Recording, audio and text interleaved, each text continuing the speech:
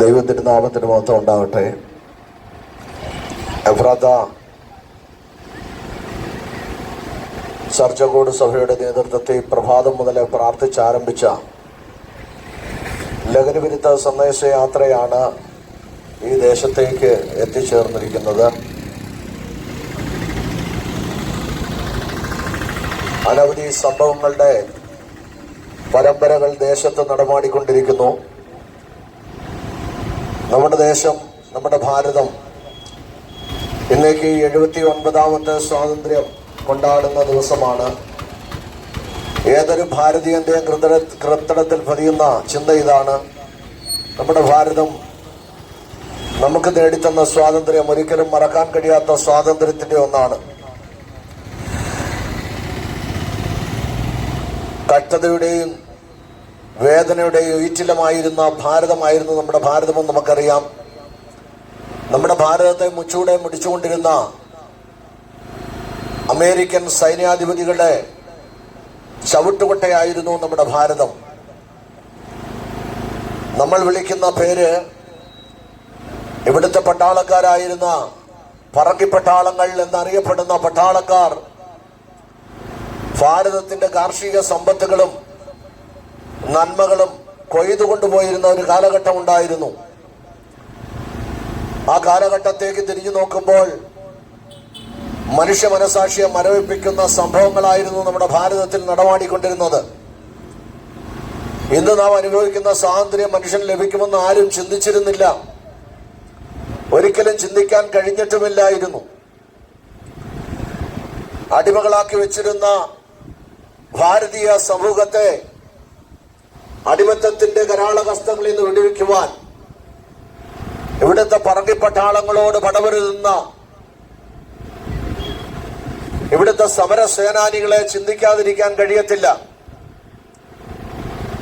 ഉപ്പ് സത്യാഗ്രഹം മുതൽ ഇങ്ങോട്ട് നോക്കിക്കഴിഞ്ഞാൽ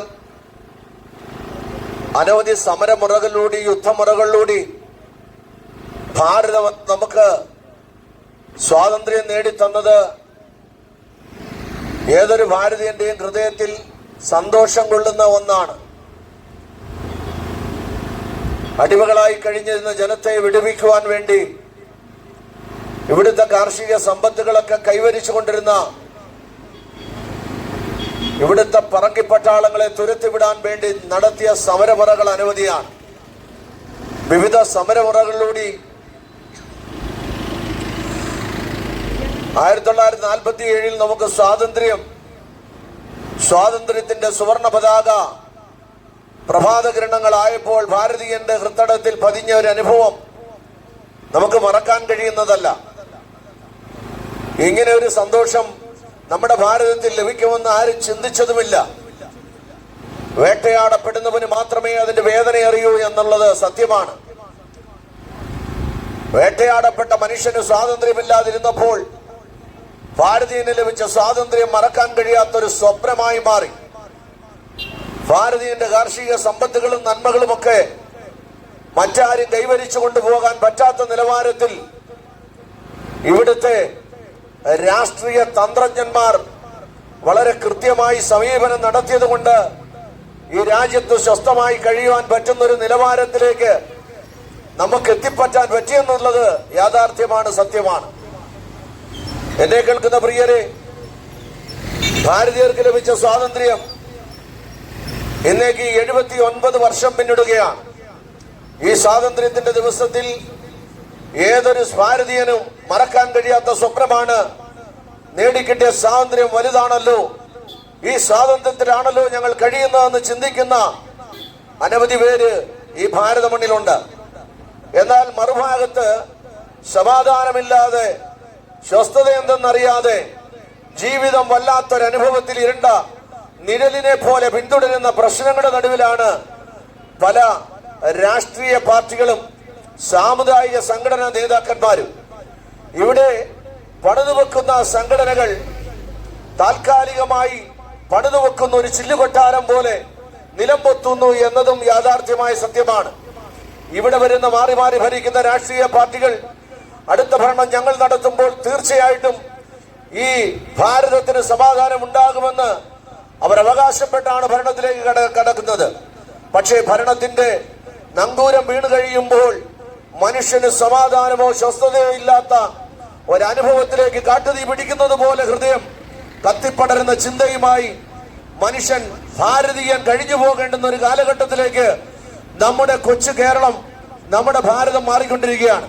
പ്രത്യേകിച്ചും ഭാരതത്തിലെ കേരളം എന്നറിയപ്പെടുന്ന, ഗോഡ്സ് ആൻഡ് കൺട്രി എന്നറിയപ്പെടുന്ന, ദൈവത്തിന്റെ സ്വന്തം നാടെന്നറിയപ്പെടുന്ന ഈ ഭാരതം, ഈ കേരളം ഏതു മനുഷ്യനും മറക്കാൻ കഴിയാത്ത ഒന്നാണ്. മറ്റു സ്റ്റേറ്റുകളെ പോലെയല്ല നമ്മുടെ കൊച്ചു കേരളം. എന്തുകൊണ്ടും വർണ്ണ പകിട്ടാണ്. ഏതു മനുഷ്യൻ വന്നാലും കേരളത്തെ കണ്ടിട്ട് മടങ്ങിപ്പോകുമ്പോൾ ഹൃദയത്തിൽ നിന്ന് മാഞ്ഞു പോകാത്ത ഒരു സ്വപ്നമാണ് കേരളത്തിന്റെ വയലോരങ്ങളും മലഭാഗങ്ങളും പർവ്വതങ്ങളും താഴ്വരകളും കുന്നുകളും ഇവിടുത്തെ സമുദ്രങ്ങളും നദികളും എന്ന് വേണ്ട കാണാൻ പറ്റുന്ന എല്ലാ ഭംഗിയുള്ള ഭാഗമാണ്. കേരളത്തിൽ എവിടെ ചെന്നാലും നമുക്കൊരു പ്രത്യേകതയും തോന്നാറില്ല. പക്ഷേ മറ്റൊരു മനുഷ്യൻ വന്നാൽ, ഭാരതീയനായിരിക്കുന്ന മറ്റൊരു സ്റ്റേറ്റുകാരൻ ഇവിടെ വന്നാൽ അദ്ദേഹത്തിന് ഈ കേരളം കണ്ടാൽ ഏറ്റവും ഇഷ്ടമാണ്. അങ്ങനെ അമേരിക്കയുടെ മണ്ണിൽ നിന്ന് സായിപ്പുമാർ ഇടുക്കിയുടെ പ്രദേശത്ത് വന്നു. അവരവിടെ വന്ന് ഇടുക്കിയുടെ മലനിരകൾ കണ്ടു. അവർക്ക് വളരെ ഇഷ്ടപ്പെട്ടു. മലനിരകളൊക്കെ ആസ്വദിച്ചിരിക്കുമ്പോൾ അവിടുത്തെ പർവ്വതത്തിന് മുകളിൽ പാറയിൽ അവരെ കൊത്തിവെച്ചു.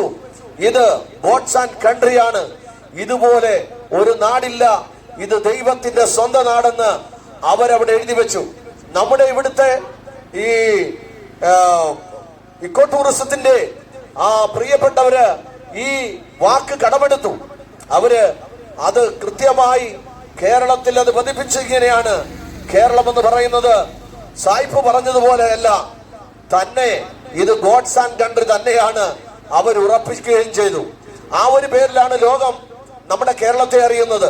കേരളത്തെ കുറിച്ച് പറയേണ്ട കാര്യമില്ലല്ലോ. ദിവസവും വരുന്ന പത്രവാർത്തകൾ, മാധ്യമങ്ങൾ, ദൃശ്യമാധ്യമങ്ങൾ എന്ന് വേണ്ട വരുന്ന സംഭവങ്ങളുടെ പരമ്പരകൾ. രാവിലെ പ്രഭാതത്തിൽ വീട്ടിന്റെ വാതിലിൽ കിടക്കുന്ന പത്രം എടുത്ത് വളർത്തി നോക്കാൻ ഏതു മനുഷ്യനും ഭയപ്പെടുന്ന ഒരു സാഹചര്യത്തിലേക്കല്ലേ നമ്മുടെ കൊച്ചു കേരളം മാറിക്കൊണ്ടിരിക്കുന്നത്. ഏതു മനുഷ്യനും ഇവിടെ സ്വസ്ഥമായി ജീവിക്കാൻ കഴിയും? സമാധാനമില്ലാതെ പരസ്പരം രാഷ്ട്രീയ പാർട്ടികൾ തങ്ങളിൽ വെട്ടും കുത്തും കൊലപാതകങ്ങളും നിരന്തരമായി സംഭവിക്കുകയല്ലേ. ഇവിടെ മത നേതാക്കന്മാരും മതപ്രഭാഷകന്മാരും ആവോളം ശ്രമിച്ചിട്ടും ഈ കേരളത്തിന് വേണ്ടും വണ്ണം സമാധാനമോ സന്തോഷമോ സ്വസ്ഥതയോ കൊടുക്കാൻ കഴിയാതെ എത്രയോ യുവചേതനകൾ ഈയാമ്പാറ്റകളെ പോലെ ദൈനംദിനം കരിഞ്ഞു വീഴുന്നു, തീർന്നു പോകുന്നു എന്നുള്ള കാര്യം യാഥാർത്ഥ്യമായ സത്യമാണെന്നുള്ള കാര്യം ആരോടും പറയാതെ തന്നെ എല്ലാവർക്കും അറിയാവുന്ന കാര്യമാണ്. എന്നെ കേൾക്കുന്ന പ്രിയ സുഹൃത്തെ, നമ്മുടെ കൊച്ചു കേരളത്തിൽ നടക്കുന്ന എത്രയോ പ്രശ്നങ്ങൾ കലാപകലുഷിതമായി മാറിക്കൊണ്ടിരിക്കുകയാണ്. മനുഷ്യന്റെ സമാധാനം നഷ്ടമായിക്കൊണ്ടിരിക്കുന്നു. 5 വയസ്സുള്ള കുഞ്ഞിനെ തിരിച്ചറിയാൻ കഴിയാത്ത നിലവാരത്തിൽ മൃഗീയമായി കൊന്നുകളയുന്ന കാട്ടാളന്മാരുള്ള ആ കേരളമായി നമ്മുടെ കേരളം മാറിയില്ലേ? മനുഷ്യത്വരഹിതമായി ചെയ്യുന്ന പ്രവൃത്തികൾ ഒരമ്മയ്ക്കോ സഹോദരിക്കോ തെരുവിൽ നടക്കാൻ കഴിയാത്ത ഒരു കാലഘട്ടത്തിലേക്ക് നമ്മുടെ ദേശം മാറിക്കഴിഞ്ഞില്ലേ? ഇവിടെ 8 മണി കഴിഞ്ഞാൽ 5 മണി കഴിഞ്ഞാൽ റോഡിന് പുറത്ത് സ്ത്രീകൾ നടക്കാൻ പറ്റാത്ത ഒരു കാലമായി നമ്മുടെ കേരളത്തിലും സംഭവിച്ചുകൊണ്ടിരിക്കുകയല്ലേ? എത്രയോ വാർത്തകളാണ് സുഹൃത്തെ കേൾക്കുന്നത്. പ്രായപൂർത്തിയാകാത്ത കുഞ്ഞുങ്ങളെ പിച്ചി ചീന്തി കളയുന്ന, മനുഷ്യരഹിതമായ പ്രവൃത്തി ചെയ്യുന്ന കാട്ടാളന്മാരുള്ള കേരളമെന്നല്ലാതെ പിന്നെന്താ വിളിക്കേണ്ടത്? മുട്ടാളന്മാരുടെ കേരളമെന്നല്ലാതെ പിന്നെന്താ ഞങ്ങൾ പറയേണ്ടത്? ഇവിടെ വാഴുന്നതും ഇവിടെ വാഴിക്കുന്നതും രാജാക്കന്മാരെ പോലെ, നേതാക്കന്മാരെ പോലെ ഞങ്ങളുടെ പിന്നിൽ പിന്നണികൾ ഉണ്ടെന്നുള്ള ആ ശക്തിയല്ലേ ഇവരെയൊക്കെ പിന്നെയും ഈ ചിന്തയിലേക്കും ഭാവത്തിലേക്കും കൂപ്പുകുത്തിക്കുന്നത്? മനുഷ്യന് ഭയമില്ല സുഹൃത്തെ, ഭയം കാണുന്നില്ല. എന്താ കാരണമെന്ന് പറഞ്ഞു തരാം. ഇവിടെ മനുഷ്യൻ നിരന്തരമായി മദ്യത്തിന്റെയും മയക്കുമരുന്നിന്റെയും ലഹരി സ്രോതസ്സുകൾക്ക് അടിമയായി മനുഷ്യൻ മാറിക്കൊണ്ടിരിക്കുന്നു.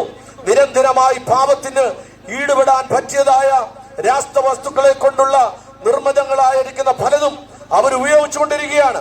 അതുകൊണ്ട് മനുഷ്യന്റെ ബുദ്ധി അവരുടെ മസ്കത്തിൽ നിന്ന് മാറിപ്പോയി.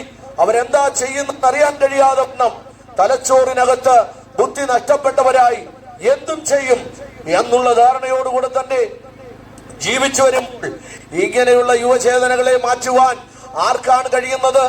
ഏത് തത്വസംഗതികൾക്ക് കഴിയും? ഏത് ബുദ്ധിരാക്ഷസന്മാർക്ക് കഴിയും? ഏത് രാഷ്ട്രീയ നേതാക്കന്മാർക്ക് കഴിയും? ഏത് പ്രഭാഷകന്മാർക്ക് കഴിയും? ആർക്കും കഴിയത്തില്ല. ഇവിടുത്തെ രാഷ്ട്രീയ പാർട്ടികൾ ആവോളം ശ്രമിക്കുന്നുണ്ട്. മനുഷ്യനെ മനുഷ്യനായി കാണാൻ, പഠിപ്പിക്കാൻ, മനുഷ്യനെ മനുഷ്യനായി തിരിച്ചറിയാൻ ബോധവൽക്കരണം നടത്തുന്ന എത്രയോ സംഘടനകളുണ്ട്. ബോധവൽക്കരണം നിരന്തരമായി നടത്തുന്നില്ലേ? എല്ലാവരും നടത്തുന്നുണ്ട്. എവിടെയാണ് മനുഷ്യന്റെ ബോധം? മനുഷ്യന്റെ ബോധം നഷ്ടപ്പെട്ട് ബോധരഹിതനായി തീരുന്നതിന്റെ കാരണം ഇവിടെ മദ്യപാനത്തിന്റെ പിടി വർദ്ധിച്ചു വരികയാണ്. നമുക്കറിയാം, വടക്കേന്ത്യയുടെ പ്രദേശത്ത് മാണിച്ചന്ദ് എന്ന് പറയുന്ന മനുഷ്യൻ, അദ്ദേഹമാണ് പാൻബ്രാക്ക് മസാല കൂട്ടുകൾ ഉണ്ടാക്കി ഭാരതം മുഴുവനും ലോകം മുഴുവനും വിറ്റ് കോടിക്കണക്കിന് രൂപ ഉണ്ടാക്കിയത്. അദ്ദേഹത്തിന്റെ മകളുടെ 21ാം പിറന്നാളിന് അദ്ദേഹം 5,40,00,000 രൂപയുടെ ഒരു കാറ് വാങ്ങി തന്റെ മകൾക്ക് കൊടുത്തു, ഒരു ഗിഫ്റ്റ് ആയിട്ട്. നമ്മളൊക്കെ നമ്മുടെ വീടുകളിൽ നമ്മുടെ കുഞ്ഞുങ്ങൾക്ക് ബർത്ത്ഡേ വരുമ്പോൾ ഒരു ഷർട്ട് വാങ്ങിച്ച്, ഒരു പാന്റ് വാങ്ങിച്ച്, ഒരു ഫ്രോക്ക് വാങ്ങിച്ച് കുഞ്ഞിന് കൊടുക്കുന്നത് പോലെ 5,40,00,000 രൂപ വില വരുന്ന കാറ്, അത്യാഡംബര കാറിലൊന്ന് തന്റെ മകൾക്ക് താനെ പ്രസന്റേഷൻ കൊടുത്തു. എന്റെ സുഹൃത്തെ, മാനിച്ചന്ദ് എന്ന് പറയുന്ന ഈ മനുഷ്യന് ഇത്രയും പണം എവിടെ നിന്നാണ് വരുന്നത്? നിങ്ങളെ പോലെ ഒരു സാധാരണക്കാരനായ മനുഷ്യനല്ലായിരുന്നു അദ്ദേഹം.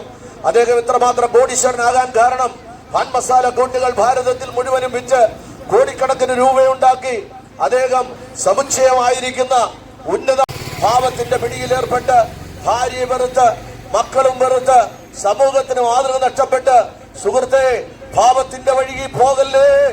ഈ പകൽക്കാലം ഞങ്ങള് ആത്മാർത്ഥതയോട് വിളിച്ചു പറയുന്നു, സുവിശേഷം മനുഷ്യന് മാറ്റം തരുത്തും. മൃഗസ്നേഹികളായിരുന്ന പലരെയും, നരഭോജികളായിരുന്ന പലരെയും നരസ്നേഹികളാക്കുവാൻ ഈ മാർഗത്തിന് കഴിയും. ആ മാർഗത്തെ പ്രസന്റ് ചെയ്യാനാ പ്രഭാതം മുതല് ഞങ്ങൾ ഈ കവലതോറും പ്രസംഗിച്ചു വരുന്നത്. ഒരു മനുഷ്യനെങ്കിലും ഹൃദയത്തിന് ഒരു മാറ്റം വന്നാൽ അത് ആ ഭവനത്തിന്, ഭാര്യയ്ക്ക്, അല്ലെങ്കിൽ അമ്മയ്ക്ക്, ആ കുഞ്ഞുങ്ങൾക്ക് ഒരാശ്വാസമാകുമെങ്കിൽ അതുകൊണ്ട് ഒരാശ്വാസം ലഭിക്കട്ടെ എന്ന് കരുതിയാണ് ഞങ്ങൾ വീതി തോറും ഇങ്ങനെ പ്രഭാഷണം നടത്തുന്നത്.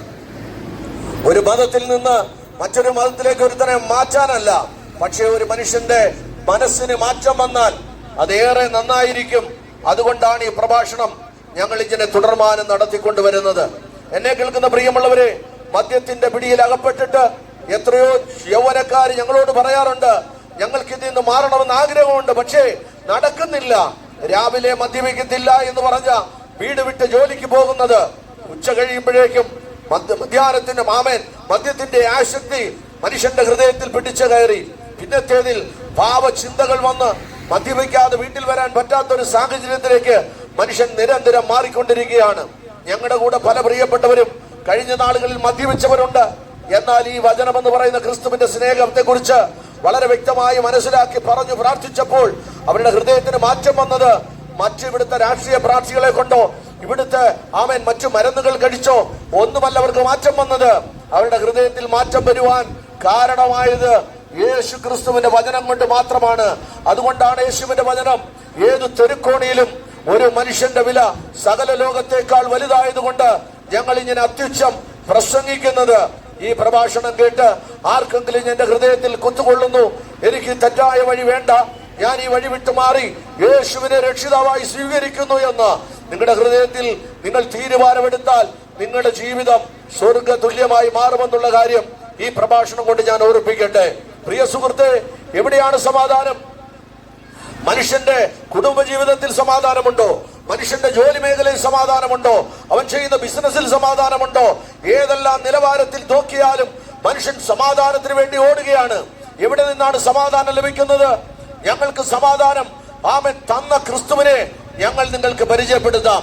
ലോകരക്ഷിതാവെന്നറിയപ്പെടുന്ന ഇന്നേക്ക് 2025 വർഷങ്ങൾക്ക് മുൻപ് കാലഘട്ടങ്ങൾ കീഴടച്ചവനായി, കാലത്തിന്റെ ചക്രവർത്തിയായി, ലോക സാമ്രാജ്യത്തിന്റെ തിരശ്ശീലയിൽ വെളിപ്പെട്ടു വന്ന മഹാനെന്നറിയപ്പെടുന്ന, ലോകത്തിന്റെ പാപം ലവലക്ഷം തൊടാത്ത ഏക പുരുഷനായി കന്യകയിൽ ഉരുവായ പ്രവാചക വൃന്ദങ്ങളാൽ പ്രവചിക്കപ്പെട്ടവൻ കാലഘട്ടങ്ങളെ കീറി മുറിച്ചുകൊണ്ട് കാലത്തിന്റെ ഇതിഹാസ ചക്രവർത്തി അറിയപ്പെടുന്ന നസ്രേൻ എന്ന ലോകരക്ഷിതാവ് യേശു ക്രിസ്തു എന്ന മഹാൻ ലോകത്തിൽ പൂജാതനായതുകൊണ്ട് AD 1 BC എന്നും കാലഘട്ടങ്ങളെ രണ്ടായി കീറി മുറിച്ച് കാലത്തിന്റെ ചക്രവർത്തിയായി ലോകത്തിലേക്ക് വെളിപ്പെട്ടു വന്ന മഹാനായ ക്രിസ്തു, ലോകത്തിന്റെ രക്ഷിതാവെന്ന് വിളിക്കുന്ന ലോകത്തിന്റെ നെറുകയിൽ നിൽക്കുന്ന ഏത് മനുഷ്യനെയും ഭാവിയായിരിക്കുന്നവനെ പാപത്തിൽ നിന്ന് ഉച്ചസരം പുറത്തു കൊണ്ടുവരുവാൻ കഴിവുള്ളവൻ, പാവപങ്കുരമായ പ്രവൃത്തിയിൽ കഴിയുന്നവന്റെ പാപത്തെ തന്റെ രക്തം കൊണ്ട് കഴുകി വെടിപ്പാക്കി ആമേൻ മനുഷ്യൻ എന്ന മാന്യത അവന്റെ മേളിൽ ധരിപ്പിച്ച് പുറത്തു കൊണ്ടുവരുവാൻ